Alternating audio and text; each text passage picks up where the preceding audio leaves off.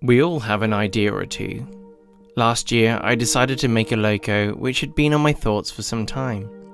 To make something from scratch, but using the technology available to me, was the plan.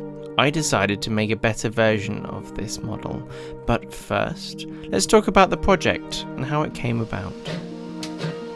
I have always liked the Great Western Railway, and in particular the Pannier Tank engines, as they have a very distinguishable look to them, and they've always caught my eye. I've always liked the look of the small 040 tank engines, the pug types and the packets that you see pottering around. They look great, quite simply. The idea of an 040 Pannier engine has been floating around. It's not an original idea that I've had, but since getting into the hobby, I really thought I'd like to have a go at making my own. The model that I made last year managed to make its way into the Hornby magazine with a 6-page article, which I'm very grateful for. Over time, running the loco, I found that the gearbox was a bit noisy and the paint finish was not to a quality that I can do now. It went on a bit splotchy and I wasn't too happy with that. It was lacking kind of that smoothness that you would like. Over the past year, I've spent some time again designing the chassis differently, going from a solid brass chassis, which I CNC machined in my garage, which was a fun project, but it also introduced some limitations.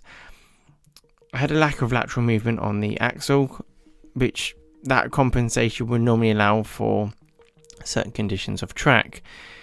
And then when I ran it on DCC, I also had issues with it, so I just felt we need to have a chassis that has more movement. I opted to get the chassis made in by photo etch, the process where they use light to basically dissolve the brass and you're left with your shape, which has been masked. So drawing that up, it went together. The body, however, I want to improve that as well, and that's an area that I've spent quite a bit of time working on. With 3D printing being so accessible, I've really made use of that on the area of the body, but where you have some of the areas of the loco where you have elements that might break off, the brass details come in very well to add strength and that crisp detail.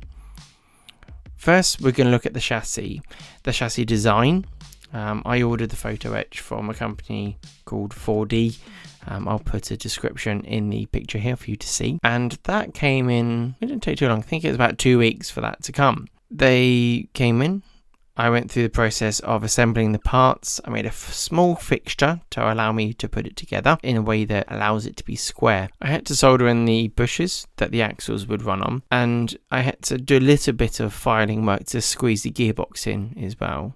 A bit of test fitting, and it kind of went alright. The gearbox is from a company called High Level Kits. They do a whole range of gearboxes and chassis aimed at the double gauge market to either replace or to complement what they've got available.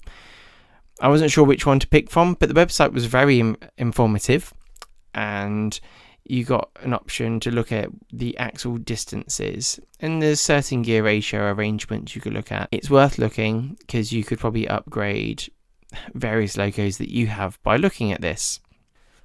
I purchased 2 different gearboxes and picked the hump shunter gearbox. I picked this because of the heights of the motor relative to the axle, and that distance made things fit inside the body nicely and cleared everything on the chassis. So it's nice. You can then pick a motor that you want to have on this, a really high power one, which will generally be larger. I went for a very small one to go in here because a small loco won't be pulling a lot, and I felt that would be enough. Assembling the gearbox wasn't too difficult.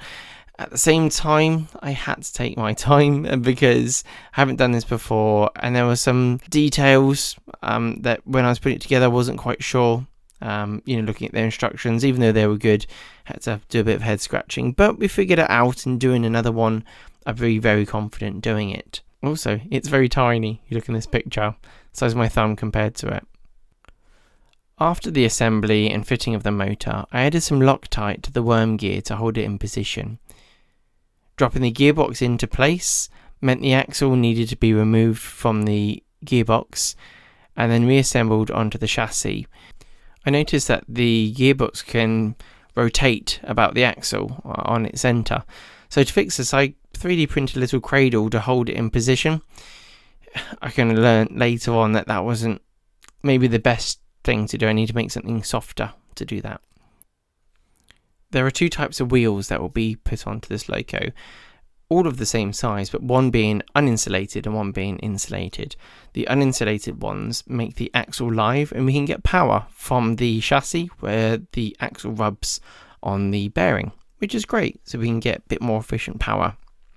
We'll also have pickups connecting to the insulated wheels, which don't make the axle live because we'd be getting shorting, and the pickups and the axle power makes it run really, really nicely. The wheels are made by a company called Markets, and they're around £3 to £4 each, I believe. When I got these, I've had them for a little while, and they go onto these Romford axles, which have little square drives on the ends to help us with the quartering of the wheels, which helps us for later on for running. Before I continued, I soldered on 2 wires to the motor and got a 9-volt battery to confirm that it worked. On the underside of the chassis, we'll look at adding pickups. I opted for pickups on both sides, so it just definitely makes sure everything connects up. The board I had previously made on my CNC machine for the first version of the chassis, I wanted to make use of the spare parts that I'd made the first time round, so that made sense to me. On the first chassis, I used phosphor bronze wire to act as the pickup. Those had great springing properties, but I did find that they didn't always conduct as well as I wanted them to, so this time I opted for some brass wire, and yeah, I think that's worked out quite nicely. Adding the wires, it's quite simple. You solder them on, you bend them to position, and then they gently push against the wheel when you're at the furthest point away, so then when they come backwards and forwards or through the lateral movement, it's always connected, so you have conductivity and you have a loco that is happy to work through all sorts of situations. I soldered on the wires from the motor to the board and also introduced some capacitors to the back of the motor to improve the smooth running of the loco. With any vehicle, you need to be able to stop it, so we add on some brake assembly details. It'll only be static, obviously won't be working, but it needs to go on to the loco to give it the correct appearance. Drawing the parts on CAD, I already had these done. We print them off and we get them fitted. I use some silver wire, some nickel silver wire, to connect up left and right to add a nicer look to it, and a bit of complexity to myself putting it together. Didn't necessarily go together as easy, but actually the whole assembly's much more rigid and strong now, which is great. If I did this again, I would have, as part of the etch, I would have added all these parts. I would have had to have a little play around to make it look right. We could have soldered it on and have a really rigid assembly, and it would also have been smaller and finer, because I actually damaged these a bit when putting it together. With all the stuff that I'm doing here that you're seeing, I do have mistakes during all of this, and I don't always add them in for you to see, but I do mention it. I've discovered over the years that yes, there are advantages to 3D printing, but there are also limitations in certain areas in regards to strength, so fine. The conrods I thought would be easy. I opted for some 10BA screws.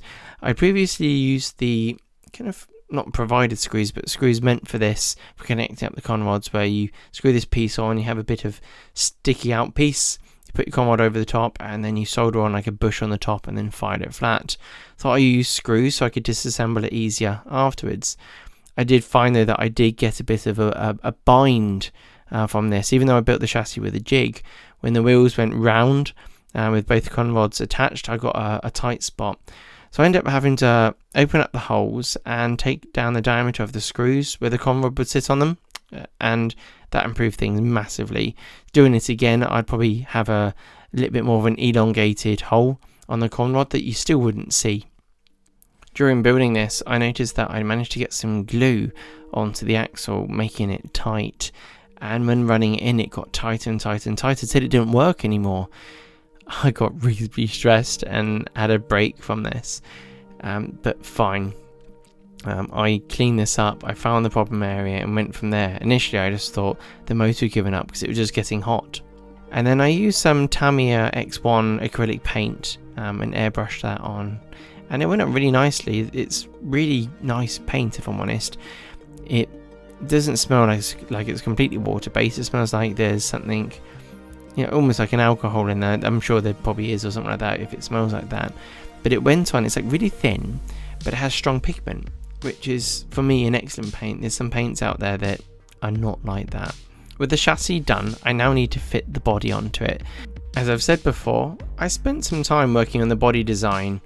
Though there are no 040 Pannier tanks, I went and looked at some 57s and 56 locos, either models of them or go and see the real ones, and I took so many pictures of them. I'll put a few pictures up here for you to see, but looking at where you have what looks like foot grips for the loco, when you're climbing up onto the boiler. Before I just had plain areas in these bits, and adding other bits of detail where I hadn't spotted it before. And to be honest, I did it to a certain point and I thought, yeah, this looks good enough. Whereas with more time, I've seen, actually, I could have done a bit here, could have done a bit there. I'm adding the brass details for the handles that go along the side of the tank, and for the doors and around the back. And I will have the little brass etchings, which are for like the hooks that go on the back for the lamp irons, and the shovel and bits that go on there, or even a bucket for water or whatever. Assembling the body was nice and simple, as you can see what we talked about. The handlebars going in was nice and simple. The items that you can buy out there are really good for the modeler, so you can either fix old models, make them better, or you can do what I'm doing here, making them from scratch. The smoke box door handles, they went on. They always look pretty smart when they're on there. They really stand out, and they're pretty strong actually.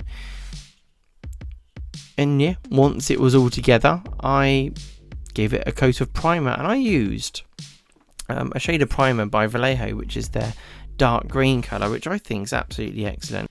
It's UK bronze green, it says here, and I painted that on, and arguably it's almost the right colour.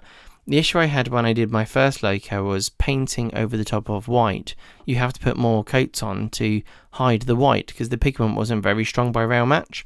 So with that in mind, I used the Vallejo darker greens to kind of create my colour. And I did some test paints, and you'll see the 3 different colours that I had. Painting them on, it wasn't too much in the way of layers. I believe I did 2 layers of the green that you'll see that I've listed. I can't quite remember whilst doing the narration of this. I'll be adding the pictures on afterwards. And then actually I still wasn't quite happy, so I used 1 layer of the rail match post Great Western Green 1928. That was after that, to get the colour that I was after, and I was honestly very, very pleased.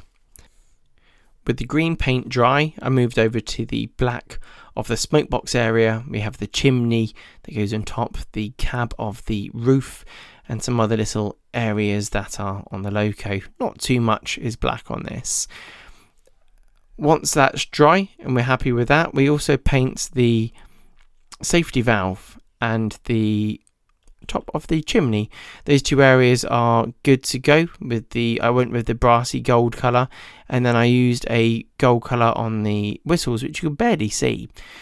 Afterwards I added some copper colour from my Vallejo metal colours to the top of the chimney, and that looked very smart once that was done. I needed to add the Great Western Railway transfers on the side, and I used the ones that were by Fox Transfers, and they went on very nicely indeed. They have a kind of like banding to spread the distance correctly, so it all looks nice. So once you've put them on, you then use a knife very carefully. You can almost dab the knife over it to then release them, and then you pick them off. So that's very handy by them. To give the loco some identity, we'll move on from 9500, which is what I named the class, to 95001. So there'll be now 2 in my fleet of this loco, so that's great. Printing these off, nice and simple. I then painted it with a gold pen, and which comes out with a nice chromy effect, which will give us that brassy look. And then with some thin paints, I dropped in the blacks or wicks into the right areas. When that was wicked in, looking good, I touched it up with, again, some of that gold where I needed, where there was too much black, and it was fine. I then added some coal to the loco. If you've seen my videos before, it's nice and simple. I drop in some coal. We pick out pieces that we feel are appropriate and the right size, shovel bits in where you need to, and then we use some isopropyl alcohol to drop in, and that kind of creates an ability for the PVA glue to wick in nicely and gets rid of that surface tension that we always hear about. Then we use some watered down PVA glue. I kind of make the glue, it's just quite watery if I'm honest. It's like the red labelled milk, which is just really, really thin, and that goes in there, holds it in place nicely. Once that was done, I needed to look at the area where I've been critiqued over the time that the windows don't have glazing, and I didn't do it on the last one, and I thought, with this one, let's do it. So I got some resin which was clear, so I can print with that so we can create the glazing. And I bought it just for this one project, so spent all that money for these tiny windows, but I'm sure I'll use it for something else. Anyway, we use that, we print it off, we break it free, and I cured it for a short amount of time, and then we pushed it in place. They went in. They didn't need to be glued on because it was a snug fit. I did give it some clearance, but it was still snug because of the paint. I think the appearance is nice. There is a slightly frosted look to them. Maybe that's okay. Maybe that represents the dirty windows, if you looked at it from that distance, from that scaled view. But anyway, I'm happy with them, and maybe in future I can improve in that area. To avoid the appearance of a ghost train, I added a driver and fireman, and they were painted up. But first, I glued them onto a wooden stick, so then I can hold onto them easily and paint them. If I need to, I'll paint the feet once that's done, so I'm not too worried that the feet are covered up by glue. Just some super glue, then held in place, and go from there. What I did was I gave them a primer. It was in grey, which is fine, and then I added their first colours, which I added a white shade to the skin tone, which will be their base coat, and then we'll add the skin tone later. I understand that the clothing that the crew wore were a medium blue, and they look kind of dark when you see them in pictures, but you also see pictures of them in a light blue, which I understand is from when they get washed constantly over time to time, so they get lighter and lighter over that period. I used a darker blue for the first two base coats, and I applied them in thin layers. This allows us to maintain the details and helps with the later look. Citadel contrast paints are very handy for doing skin tones. I assumed that my crew were hardworking and hadn't washed recently, so they kind of had slightly dirty faces. So you'll see in dark crevices around their cheeks and that, using this Gulliman flesh tone, that it kind of picks it out quite nicely and gives them that detailed look. The clothing now has a lighter blue tone painted over it.